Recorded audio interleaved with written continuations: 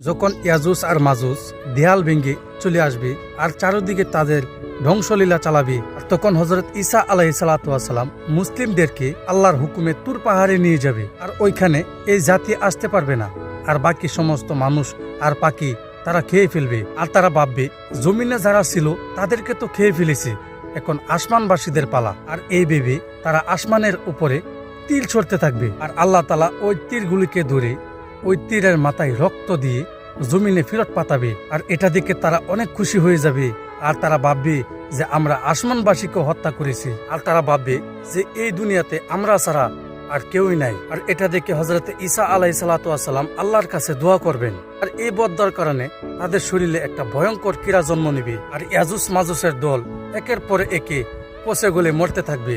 তখন হযরত ঈসা আলাইহিসসালাম এই দুর্গন্ধ থেকে বাঁচার জন্য আল্লাহর কাছে দোয়া করবেন। আল্লাহ তাআলা তার রহমতের বৃষ্টি দিয়ে এই দুর্গন্ধ থেকে দুনিয়াবাসীকে নাজাত দিবেন।